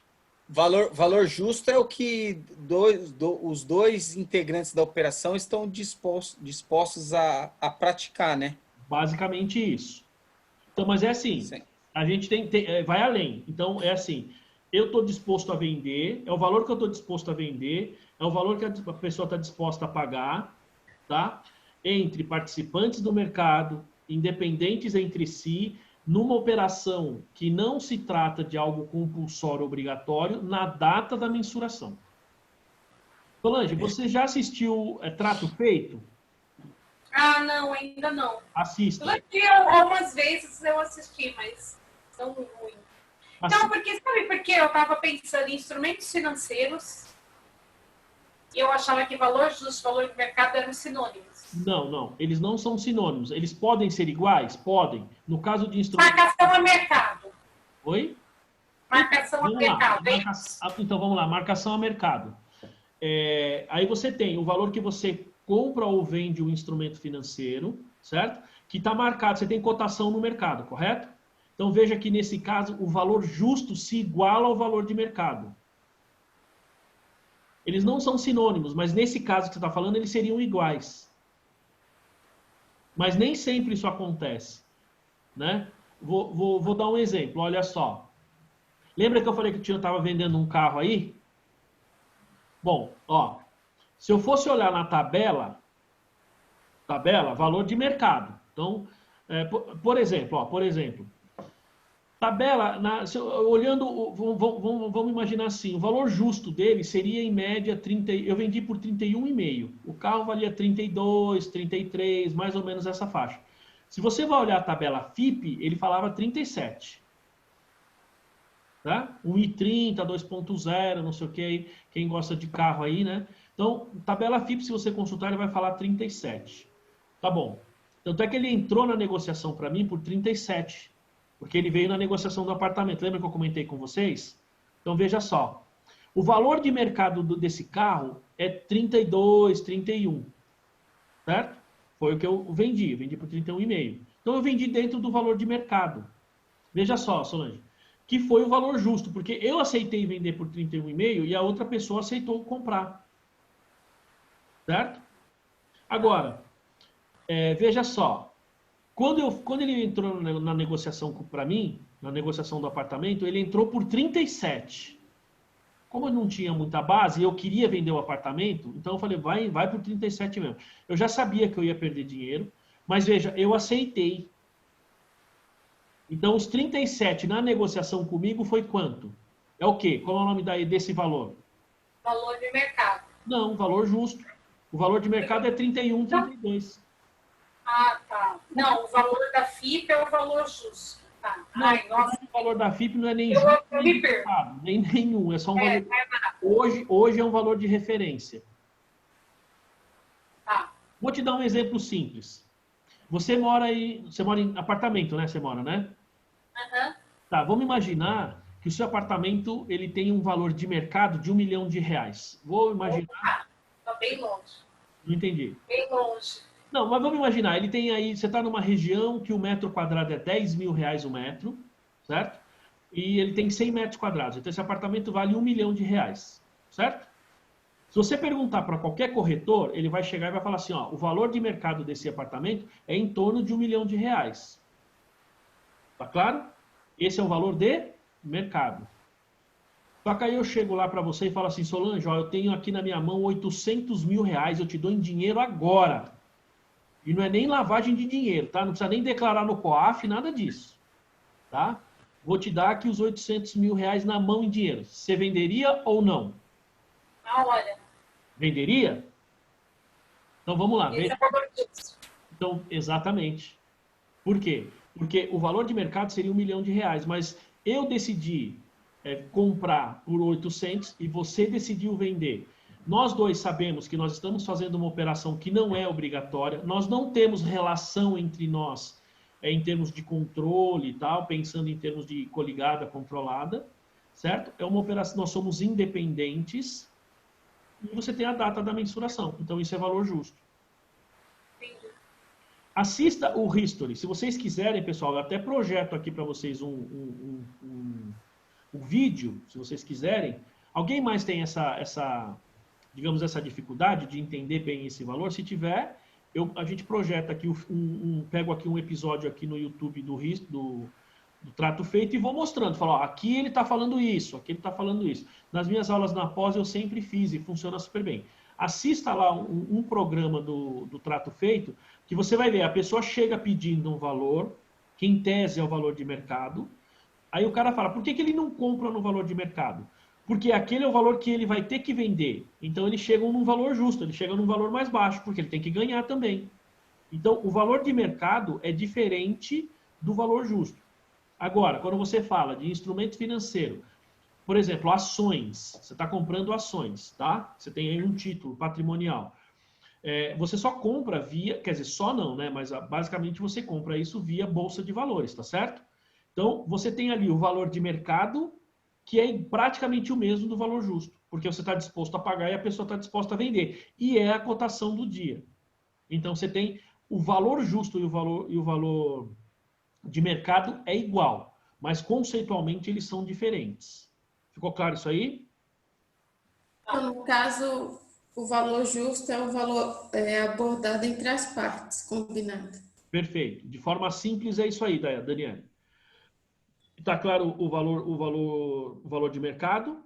O valor de mercado é o que o mercado define, não quer dizer que você compra ou vende por aquele valor.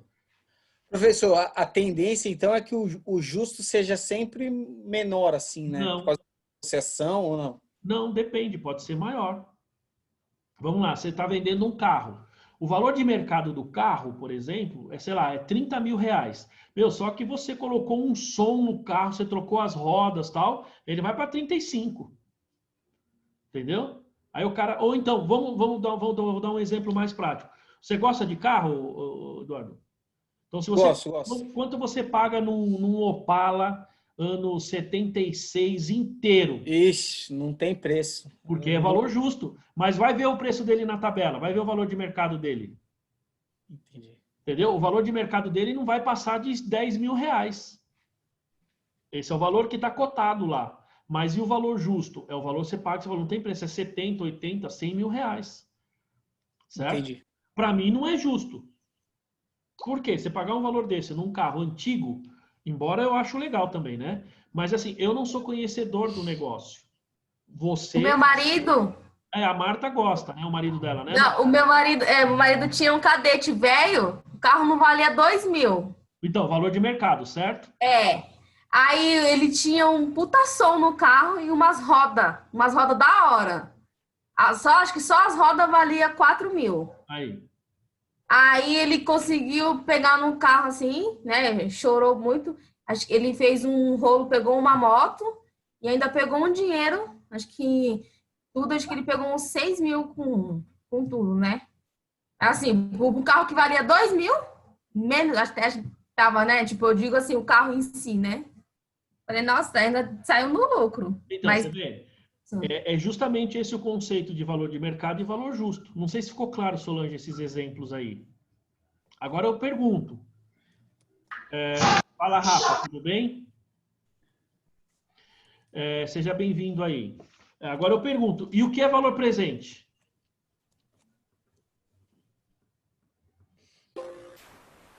Isso tudo dá aula, é você trazer para hoje o que não à vista, o valor à vista, o que não vale daqui 2 anos, o que você receberia em tese parcelado.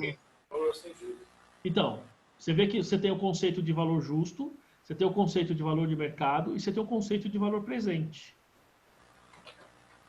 Vocês sabiam que tem essa diferença aí, não? Agora você pega tudo isso e bota aí para esses contadores desses escritórios antigos aí que já existem, eles não sabem nada, não querem nem saber. Não é só antigo não, viu, Solange? Tem um monte de contador novo aí que não sabe também não. Tem muita auditoria que não sabe disso, não é só... Olha lá, tá vendo? A Daiane tá falando auditoria também. As Big Four, pelo menos, o pessoal sabe, mas tem empresa pequena aí que o pessoal não sabe muito, não. Não. Né? Complicado, é bastante, são muitos conceitos aí, né? Enfim, então... Professor, Oi, diga. no escritório que eu trabalhei, teve um auditor que era cliente da empresa e fez a auditoria de um cliente da empresa também. Aí ele não fez o trabalho dele porque falou que confiava no contador, que era o coordenador, né, na época do departamento. E depois que ele fez, porque o auditor ele já é pago para não confiar no contador, né? Aí ele não analisou os relatórios, que falou que confiava no meu chefe. E depois que ele fez a auditoria, eu achei erro na contabilidade. E não tinha como arrumar, porque ele já tinha assinado, né? Eu falei, mas o cara auditou e não viu isso?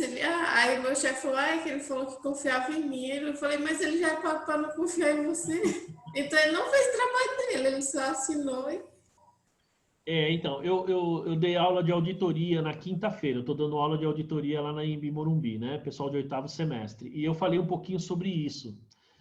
Primeiro, que nem todos os erros que a gente tem na contabilidade, a auditoria pega, nem todos os erros, porque ela não está lá para pegar necessariamente erro, mas pelo processo, uma parte, pelo menos, ela deveria identificar, mas nem todos ela consegue.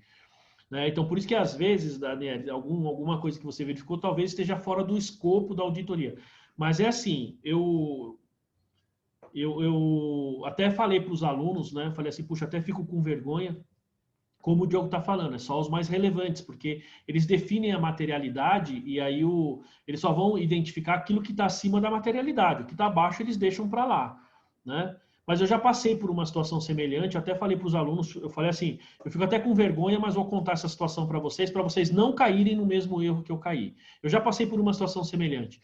Eu confiei, eu estava fazendo auditoria independente, eu confiei na pessoa lá, e aí a pessoa, o que aconteceu? O controller da empresa aqui no Brasil, a empresa era francesa, eu auditava aqui o Brasil, ele foi para a França, tinha uma operação que era muito relevante, ele falou, não, essa operação é tal coisa. Eu falei, não, mas eu preciso do documento. Não, mas pode confiar que depois eu te mando. Tá bom. Fiz o relatório confiando nele.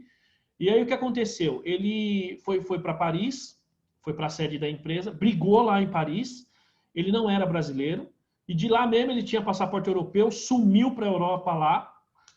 E aí eu fiquei com a batata quente aqui na mão como auditor, entendeu? Aí veio um auditor da França e eu tive que, né, Solange, como você falou, tem que estar preparado. Eu apanhei lá para explicar para o cara o problema, entendeu? Foi bem complicado.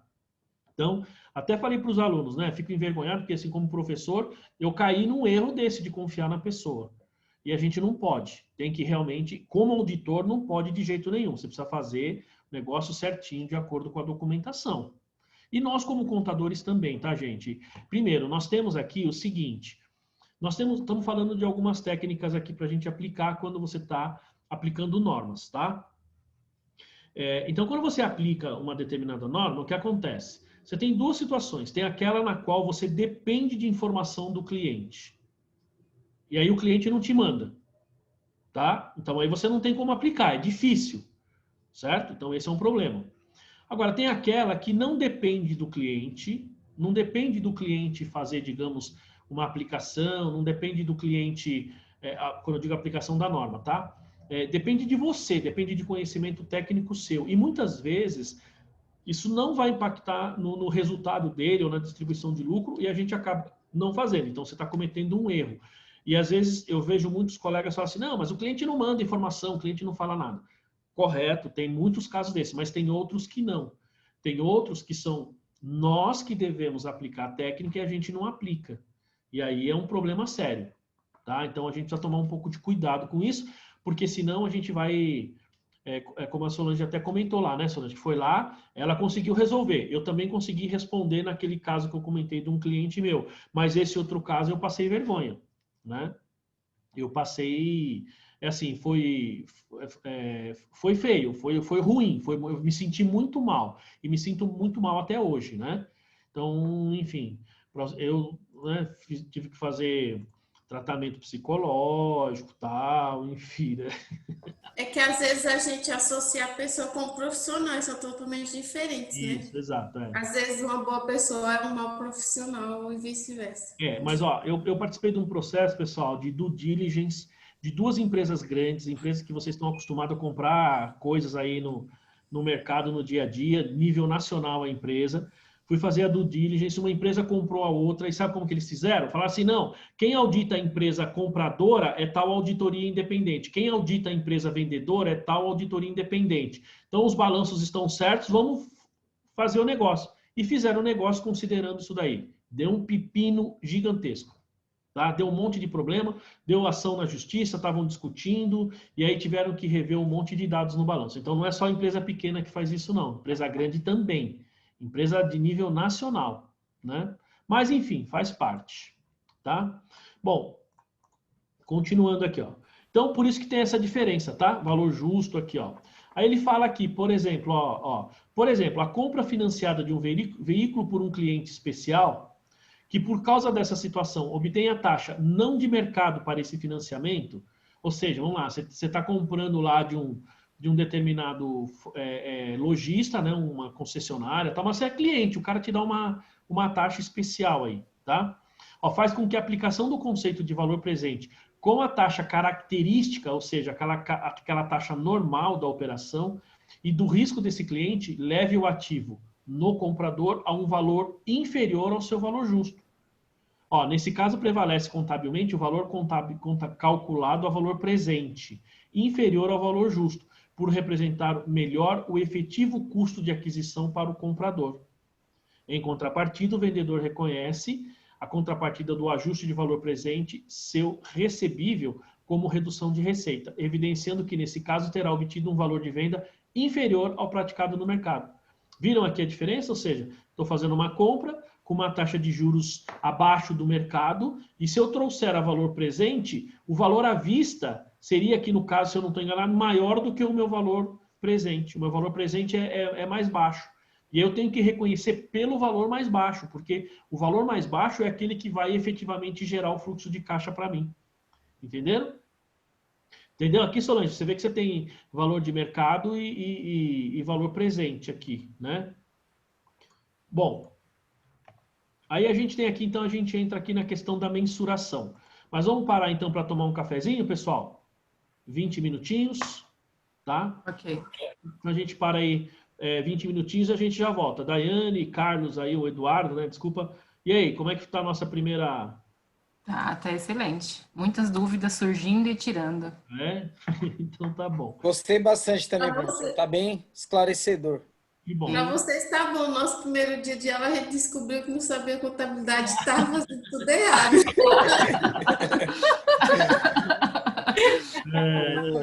Então vamos lá, pessoal. Vamos parar uns 20 minutinhos e a gente já volta, tá? Eu vou parar aqui a gravação, vou cancelar. Fala, César.